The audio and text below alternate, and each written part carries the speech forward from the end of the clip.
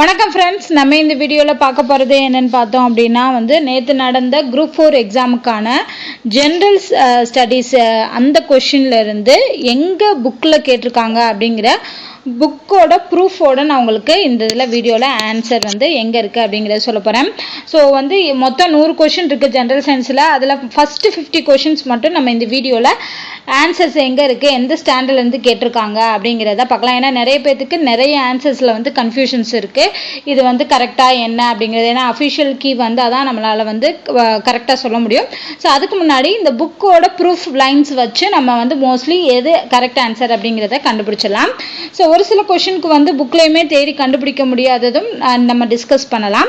So first question பாருங்க, நகராட்சி நிர்வாகத்தின் முதன்மை நிர்வாக அலுவலர் யாரு அப்படின்னு பார்த்தீங்கன்னா நகராட்சி ஆணையர். ஸோ இது எங்கே வரும்னு பார்த்தீங்கன்னா உள்ளாட்சி அமைப்புகள் அப்படிங்கிற பாடத்தில் வரும். ஸோ 9th ஸ்டாண்டர்டில் 293 பேஜ் நம்பரில் உள்ளாட்சி அமைப்புகள் பாடத்தில் வந்திருக்கும். நகராட்சி பற்றி சொல்லியிருக்கும் போது கடைசி லைன் சொல்லியிருப்பாங்க, நகராட்சியினை நிர்வாகம் செய்ய ஒரு நகராட்சி ஆணையரை அரசு நியமிக்கும் அப்படின்னு சொல்லியிருப்பாங்க. ஸோ ஆன்சர் நகராட்சி ஆணையர்.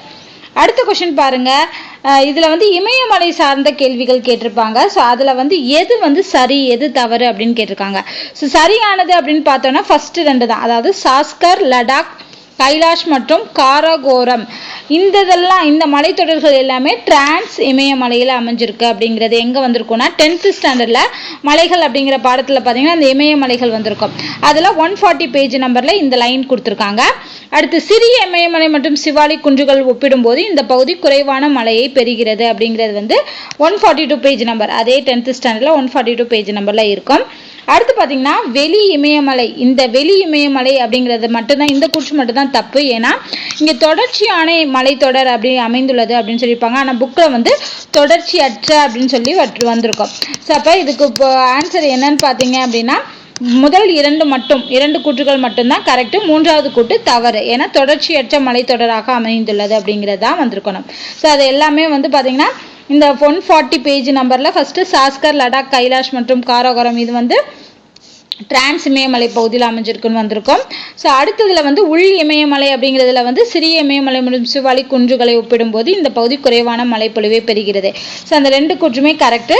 3வது கூற்றில் பார்த்தீங்கன்னா தொடர்ச்சியற்ற மலைத்தொடர்களாக இருக்கும். இது வெளி இமயமலையில் வந்திருக்கும். ஸோ அப்போ அது மட்டும்தான் தவறு. அடுத்த கொஸ்டின், எந்த ஆண்டு இந்திய அரசால் முதல் செம்மொழியாக தமிழ்மொழி அறிவி? இதெல்லாம் ரிப்பீட்டட் கொஸ்டின் சொல்லலாம். அது மட்டும் இல்லாமல் பாக்ஸ் கொஸ்டின்ல கொடுத்துருப்பாங்க. ஸோ பாக்ஸ் கொஸ்டின் படிச்சிருந்தீங்கன்னா கண்டிப்பாக இதுக்கு 1 மார்க் வாங்கியிருக்கலாம். 2004 இது மோஸ்ட்லி எல்லாருமே கரெக்டாக தான் ஆன்சர் பண்ணியிருப்பீங்க. இது 2 புக்லேயும் இருக்குது. 6th ஸ்டாண்டர்ட் ஃபர்ஸ்ட் டேர்மில் 196 பேஜ் நம்பர்லையும் இருக்குது. 10th ஸ்டாண்டர்டில் 259 பேஜ் நம்பர்லையும் பாக்ஸ் கொஸ்டினில் தான் வருது. 2லையுமே பாக்ஸ் கொஸ்டினில் தான் இது கொடுத்துருக்காங்க. ஸோ 2004 தான் முதல் செம்மொழியாக தமிழ் மொழி அறிவிக்கப்பட்டிருக்கு. அடுத்த கொஸ்டினும் பார்த்தீங்கன்னா பாக்ஸ் கொஸ்டினா, ஹியூமன் ரைட்ஸ் டே, மனித உரிமைகள் தினம் அப்படிங்கிறது டிசம்பர் 10. இதுவும் மோஸ்ட்லி எல்லாருமே கரெக்டாக ஆன்சர் பண்ணியிருப்பீங்க. ஏன்னா இதுவும் ரிப்பீட்டடாக கேட்ட கொஸ்டின், இதுவும் பாக்ஸ் கொஸ்டின் தான். 9th ஸ்டாண்டர்டில் 270 பேஜ் நம்பரில் பார்த்தீங்கன்னா அழகாக பாக்ஸ் கொஸ்டினில் கொடுத்துருப்பாங்க. மனித உரிமை நாள் ஒவ்வொரு வருடம் டிசம்பர் 10ஆம் நாள் கொண்டாடப்படுகிறது அப்படிங்கிறது. அடுத்து பார்த்தோம் அப்படின்னா இதெல்லாம் ஸ்கீம்ஸ்ல இருந்து கேட்டிருக்காங்க. ஸோ ஸ்கீம்ஸ் நம்ம படிச்சிருந்தோம் அப்படின்னா அதுல கிடைக்கும். பட் இந்த ஸ்கீம் அப்படிங்கிறது புக்லையும் இருக்கு. மத்திய கல்வி அமைச்சகம், அதுக்கு இன்னொரு பேர், அதாவது இந்த மத்திய கல்வி அமைச்சகத்துக்கு முன்னாடி இருந்த பேர் தான் மனிதவள மேம்பாட்டு அமைச்சகம். அப்ப இதுக்கு பதில் இந்த லைனும் கொடுத்துருக்கலாம், அப்படிதானே சொல்லியிருக்காங்க. ஆனால் புக்கில் மனிதவள மேம்பாட்டு அமைச்சகம் அப்படிங்கிறத மட்டும்தான் மென்ஷன் பண்ணியிருப்பாங்க. ஸோ அதனாலதான் அதை பிராக்கெட்குள்ள கொடுத்துருக்காங்க. ஓகேவா? இது நம் நாட்டின் கல்விக் கொள்கையும் திட்டங்களையும் வகுத்து நடைமுறைப்படுத்தி வருகிறது அப்படிங்கிறது கொடுத்துருக்காங்க. அது கரெக்ட் தான்.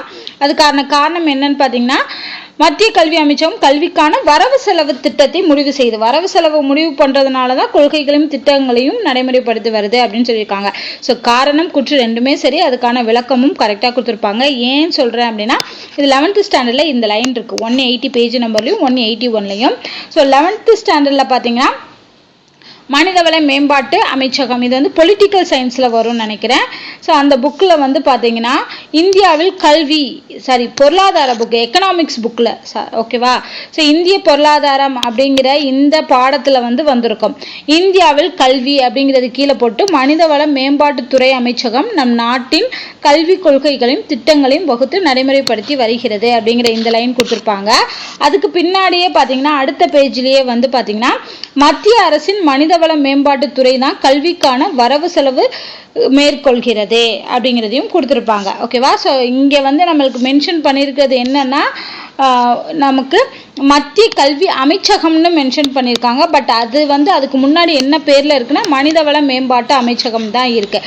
அப்போ இந்த லைனுக்கு பதிலாக மனிதவள மேம்பாட்டு அமைச்சகம் ரீப்ளேஸ் பண்ணோம்னா கரெக்டாக இந்த லைன் வந்துடுது.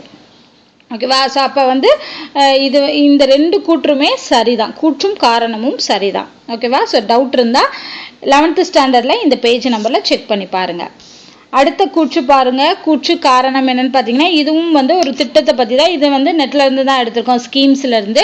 திறனறி தேர்வு திட்டம் 2023 கொண்டு வந்திருக்காங்க. இதோட மெயின் என்னன்னு பார்த்தீங்கன்னா அரசு பள்ளி மாணவர்களை முதன்மை கல்வி நிறுவனங்களில் உயர்கல்வி பயில ஊக்குவிக்க உருவாக்கப்பட்டதான் நம்ம தமிழ்நாட்டில் கொண்டு வரப்பட்ட திட்டம். ஸோ இதுவும் ரெண்டும் சரி, அதுக்கான சரியான விளக்கம். அடுத்த கேள்வி, பாலூட்டிகளின் பால் பற்களின் அமைவில் காணப்படாதது என்னன்னு பார்த்தீங்கன்னா பின் கடவாய் பற்கள். ஏன்னா பல்ல வந்து 2 தொகுப்பாக பிரிச்சிருப்பாங்க, பால் பற்கள் அதுக்கப்புறம் நிரந்தர பற்கள் அப்படின்னு. பால் பற்களில் வந்து இந்த நாளில் இந்த பின் கடவாய் பற்கள் உருவாகாது, நிரந்தர பற்களில் தான், அதாவது ஒரு சர்டன் ஏஜுக்கு அப்புறம் தான் வந்து பின் கடவாய்ப்பல் அப்படிங்கிறது உருவாகும். இது எங்கே மென்ஷன் பண்ணியிருப்பாங்கன்னா, அதாவது இந்த லைன் எக்ஸாக்டாக மென்ஷன் பண்ணல, பட் அந்த வாய்ப்பாடு சூத்திரத்தை வச்சு நம்ம கண்டுபிடிக்கலாம். 9th ஸ்டாண்டர்டில் 239 பேஜ் நம்பரில் பார்த்தீங்கன்னா பால் பற்களுக்கு ஒரு ஃபார்முலா கொடுத்துருப்பாங்க, எத்தனை இருக்கும், நிரந்தர பற்கள் எத்தனை இருக்கும் அப்படின்னு கொடுத்துருப்பாங்க. அதில் பார்த்தீங்கன்னா 212, அதாவது இந்த ஃபர்ஸ்ட் 3 வந்து அப்படியே இருக்கும், கடைசியில் இருக்க அந்த 3 அதாவது 3+3 மட்டும் மிஸ் ஆகிருக்கும். அதை வச்சு நம்ம என்ன கண்டுபிடிக்கலாம், கடைசியில் இருக்கிறது அந்த பின் கடவாய் பற்கள் தான் இதில் மிஸ் ஆகிருக்கு அப்படிங்கிறத வச்சு நம்ம பின் கடவாய் பற்கள் அப்படின்னு சொல்கிறேன். ஒருவேளை இந்த லைனை யாராவது நீங்கள் புக்கில் பார்த்துருந்தீங்க அப்படின்னா எந்த ஸ்டாண்டர்ட் அப்படிங்கிறத மென்ஷன் பண்ணுங்கள். அடுத்த கொஸ்டின் பாருங்க. கீழ் காண்பனவற்றில் எந்த வகை உணவுப் பொருள் ஃப்ளோயம் உணவேற்றம் மூலம் கடத்தப்படுகிறது? அதாவது ஃப்ளோயம் வந்து உணவுப் பொருட்களை கடத்தும் நம்ம சொல்றோம். ஆனா என்ன வகையான உணவுப் பொருட்களை கடத்துதுன்னு பாத்தீங்கன்னா சுக்ரோஸ்.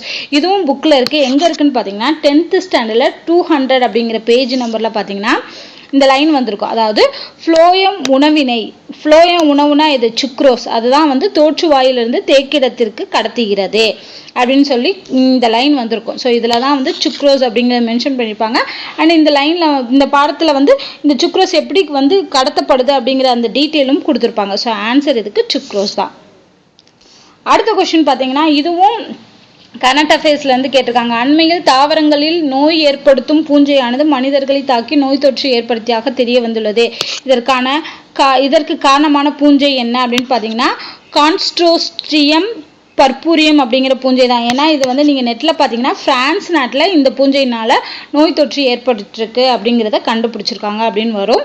ஸோ பட் நம்ம வந்து நெட்லேருந்து தான் பார்த்து சொல்கிறோம். ஸோ இதில் வந்து எந்த சேஞ்சஸும் இருக்கலாம், நம்மளோட ஆன்சர் கீ வந்தால் தான் இது வந்து கன்ஃபார்மாக அப்படிங்கிறது தெரியும். அடுத்து வந்து எது குப்தர் காலத்து குடைவரை கோயில் இல்லை அப்படின்னு பார்த்தீங்கன்னா ஆன்சர் வந்து எலிஃபண்டா குகை. இது மகாராஷ்டிராவில் உள்ள எலிஃபண்டா குகை வந்து குப்தர்கள் காலத்து குகை கிடையாது. ஸோ இது எங்கே மென்ஷன் ஆகிருக்குன்னா 6th ஸ்டாண்டர்டில் 3rd டேர்மில் 129 பேஜ் நம்பரில் இருக்கும். அதில் பார்த்தீங்கன்னா சொல்லியிருப்பாங்க ஃபஸ்ட்டு குடைவரை கோயில்கள் என்னென்ன இருக்குங்கிறதுல பார்த்தீங்கன்னா இது மட்டும் மிஸ் ஆகிருக்கும். அஜந்தா எல்லோரா குகை இருக்கும், பாக்கு, உதயகிரி இதெல்லாம் இருக்கும், எலிஃபண்டா குகை மட்டும் இருக்காது. அடுத்த கேள்வி பார்த்தோம் அப்படின்னா அரசியலமைப்பு 249வது உறுப்பின்படி ஒரு அதிகாரத்தை மாநில பட்டியலிருந்து மத்திய பட்டியலுக்கு நாடாளுமன்றத்தால் மாற்ற முடியும் அப்படின்னு சொல்லியிருக்காங்க.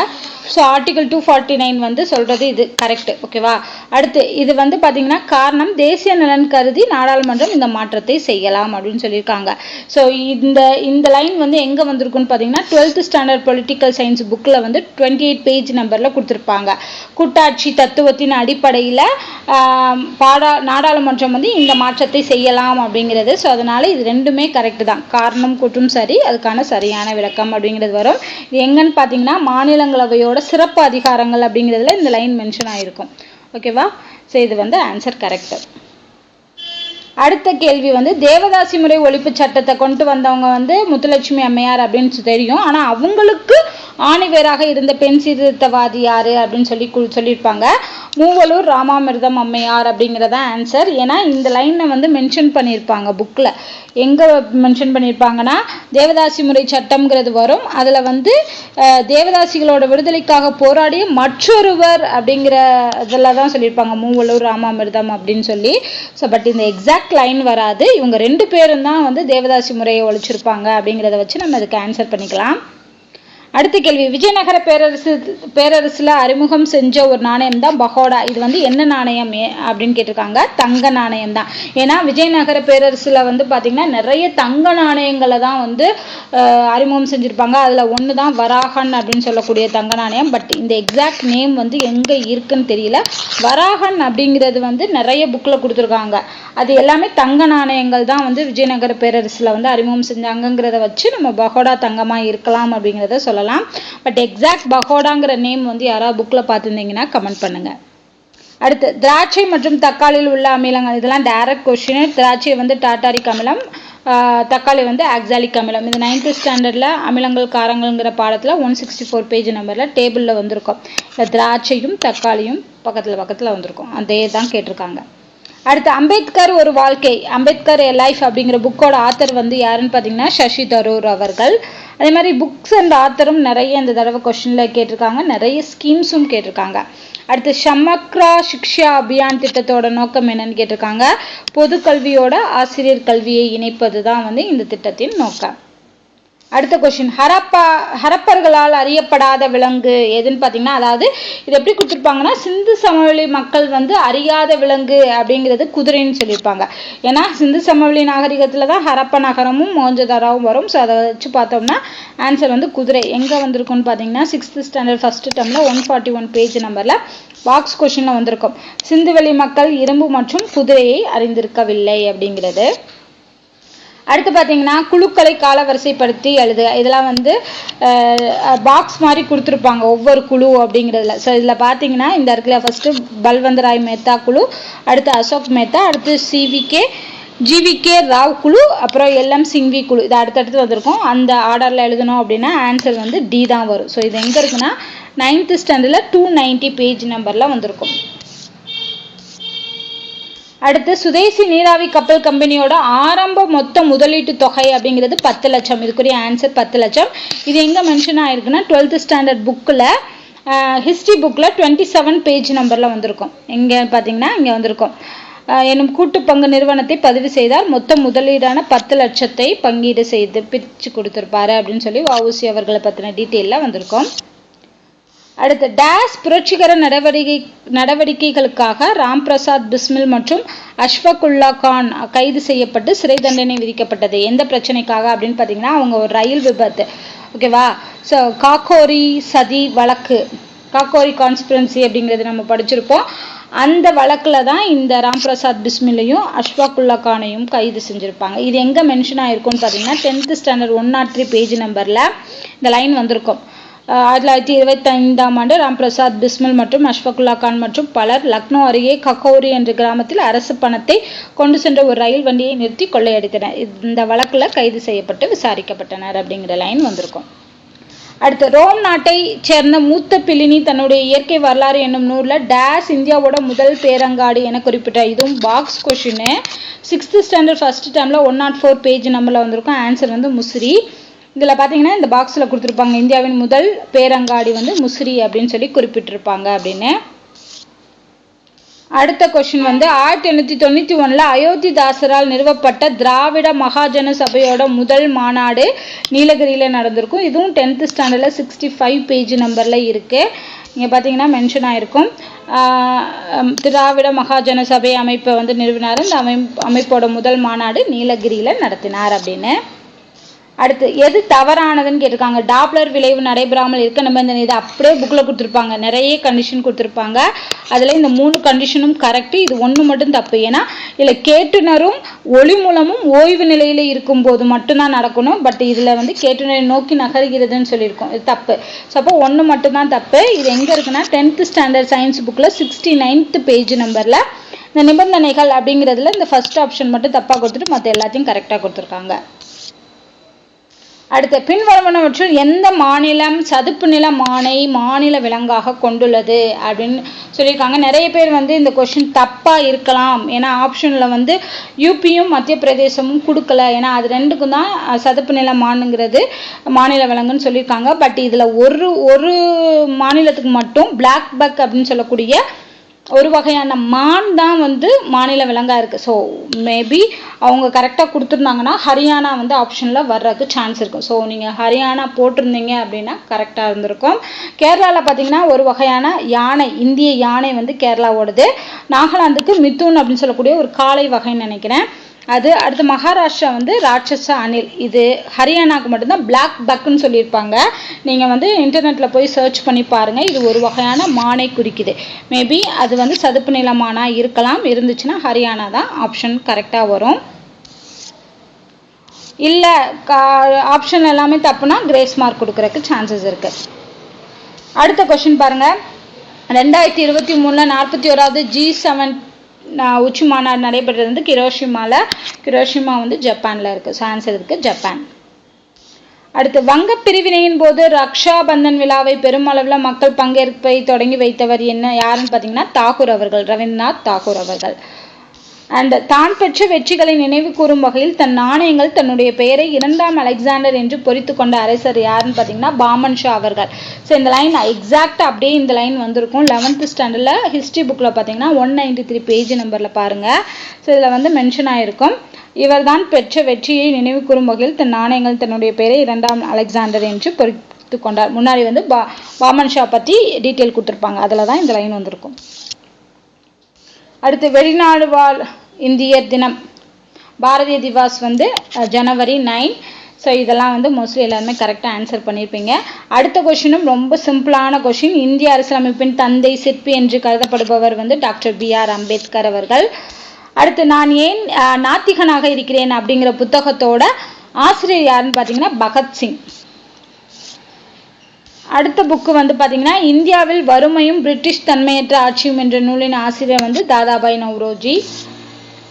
அண்ட் அசோகர் கல்வெட்டில் குறிக்கப்படக்கூடிய சத்தியபுத்திரர், அதாவது சேரர் சோழர் பாண்டியர்களோடு சேர்த்து சத்தியபுத்திரர் அப்படிங்கிறதும் மென்ஷன் பண்ணியிருப்பாங்க. ஸோ அவர் யாருன்னு பார்த்தீங்கன்னா அதியமான். பட் இது இந்த எங்கே மென்ஷன் ஆகிருக்கு புக்கில் அப்படிங்கிறது தெரியல. யாராவது புக்கில் பார்த்துருந்தீங்கன்னா பேஜ் நம்பர் சொல்லுங்கள்.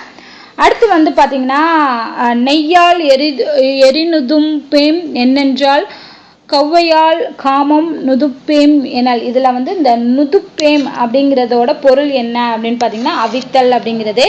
ஸோ இது ஒரு குரூப் 2ல் கேட்ட கொஷின். 2022 இதே கொஷின் இப்படியே ஆப்ஷனோட கொடுத்துருந்துருக்காங்க. ஸோ 2022 நடந்த குரூப் 2ஓட கொஷின் தான் இந்த அவித்தல் அப்படிங்கிறது. அடுத்து அதிநவீன வசதிகளுடன் கூடிய ரயில் அடிமைகளாக இருப்பதை விட சுதந்திரத்துடன் கூடிய மாட்டு வண்டியே சிறந்தது. இது அன்னி பெசன்ட் அவர்கள். ஸோ அவங்களோட ஃபேமஸான ஒரு லைனு. இதுவும் மோஸ்ட்லி எல்லாரும் கரெக்டாக பண்ணியிருப்பீங்க. இதுவும் ரிப்பீட்டட் கொஷின் தான். இது 10th ஸ்டாண்டர்டில் 117 பேஜ் நம்பரில் இந்த லைன் அப்படியே வந்திருக்கும். அதிநவீன வசதிகளுடன் கூடிய ரயிலில் அடிமைகளாக இருப்பதை விட சுதந்திரத்துடன் கூடிய மாட்டு வண்டியே சிறந்தது அப்படின்னு சொல்லி அவங்க சொல்லியிருப்பாங்க. அடுத்து பார்த்தீங்கன்னா மூளை சம்பந்தமாக பெருமூளை புரணி, ஹைப்போதலாமஸ், சிறுமூளை, பான்ஸ் இதோட வேலை என்னென்ன செய்யுது அப்படிங்கிறது கேட்டிருப்பாங்க. ஸோ இதுக்கு ஆப்ஷன் டி தான் வரும். ஸோ ஆப்ஷன் டியில் வரும். இது 10th ஸ்டாண்டர்டில் இருக்குது. 219 அதாவது நரம்பு மண்டலம்ங்கிற பாடத்தில் வரும். 219 220 வந்திருக்கும். அது மட்டும் இல்லாமல் பின்னாடி பாக்ஸ்லையும் இதை அழகாக மென்ஷன் பண்ணியிருப்பாங்க. இந்த இருக்கு இல்லையா, அதோட பணிகள்னு சொல்லி பெருமூளை உணர்வுகளை பெறுதல், தலாமஸ் கடத்து மையம், ஹைப்போதலாமஸ் வெப்பநிலையை கட்டுப்படுத்துறது, சிறுமூளை உடல் சமநிலை, பான்ஸ் உறக்க விழிப்பு சுழற்சி அப்படிங்கிறத அழகாக கொடுத்துருக்காங்க. அடுத்த கொஷின் பாருங்க. வரலாற்றில் சிறந்த சொற்பொழிவுகளில் ஒன்றான எனக்கு ஒரு கனவு இருக்கிறது அப்படின்னு சொன்னவர் யாருன்னு பார்த்தீங்கன்னா மார்ட்டின் லூதர் கிங் அவர்கள். அடுத்து தேவதாசி முறை ஒழிப்பு சட்டம் கொண்டு வர்றதுக்கு ஏற்கனவே பார்த்தோம். முத்துலட்சுமி அம்மையாருக்கு முன்னோடியாக இருந்தவங்க யார், ஆணிவேராக இருந்தவங்க மூவலூர் ராமாமிர்தம். அடுத்து கீழ்கண்ட கூற்றுகளில் வஉசி அவர்களை பற்றி சரியான வாக்கியங்கள் கேட்டிருக்காங்க. ஸோ அவர் செக்கெழுத்து செம்மல் வழக்கறிஞர், இது ரெண்டு மட்டும்தான் கரெக்டு. ஸோ ஆப்ஷன் சி மட்டும்தான் இதில் கரெக்டு. அடுத்து பார்த்தீங்கன்னா இதுவும் ஒரு கரண்ட் அஃபேர்ஸ் கொஷின் தான். 2022-23 இந்த ஆண்டுக்கான தமிழ்நாட்டோட மொத்த மாநில உள்நாட்டு உற்பத்தி அதே காலகட்டத்தில் இந்தியாவின் ஜிடிபி வளர்ச்சி விகிதமான 7.24% எதிராக எவ்வளோ சதவீதம் வளர்ச்சி அடைஞ்சது அப்படின்னு கேட்டிருக்காங்க. ஸோ 8.19 அப்படிங்கிறது தான் கரெக்டான ஆன்சர். அடுத்து அம்பேத்கர் ஒரு வாழ்க்கை என்ற புத்தகத்தை எழுதியவர் சசி தரூர். அடுத்து ஃபைனல் கொஷின் பார்த்தோம்னா மதம் மற்றும் அதோட வழிபாட்டு தலங்கள் எங்கெங்க அப்படின்னு இதில் பார்த்தோன்னே சொல்லலாம். புத்த மதத்தோட வழிபாட்டு தலம் வந்து விகாரா அப்படின்னு சொல்லுவாங்க. ஸோ இதை வச்சு ஓரளவுக்கு நீங்கள் ஆப்ஷன் எடுத்துருந்துருக்கலாம். ஏன்னா தேர்டுக்கு மட்டும்தான் ஆப்ஷன் 4 வரும். இதில் ஆப்ஷன் 4 வந்து தேர்ட் இந்த இதில் மட்டும்தான் வந்திருக்கும். ஸோ இதை வச்சு நீங்கள் ஆன்சர் கரெக்ட் பண்ணியிருக்கலாம். சமணத்துக்கு வந்து பசாதி, ஜுடாயிசம் வந்து சினஹாக், புத்த மதத்துக்கு விகாரா, ஜெராஸ்ட்ரியத்துக்கு அஹியாரி அப்படின்னு சொல்லக்கூடியது. ஸோ இது வந்து ஃபஸ்ட்டு ஒரு 50 கொஷின்ஸ்க்கு மட்டும்தான் நான் இந்த வீடியோவில் ஆன்சர் பண்ணியிருக்கேன். அடுத்த 50 கொஷின்ஸ்க்கு புக்கில் எங்கே இருக்குங்கிறத சர்ச் பண்ணிவிட்டு நாளைக்கு வீடியோ கொடுக்குறேன். ஸோ உங்கள் ஃப்ரெண்ட்ஸுக்கு யாருக்காவது டவுட் இருக்குது அப்படின்னா இந்த பேஜ் நம்பர்ஸ் எல்லாம் கொடுத்து செக் பண்ணி பாருங்கள். மிச்ச கொஷின்ஸ் எல்லாமே நான் அடுத்த வீடியோவில் கொடுக்குறேன். உங்களுக்கு வேறு ஏதாவது கொஷினில் ஏதாவது டவுட் இருந்தாலும் வேறு ஏதாவது கொஷினுக்கு ஆன்சர் தெரிஞ்சாலும் பேஜ் நம்பர் தெரிஞ்சாலும் கமெண்ட் பண்ணுங்கள். நன்றி.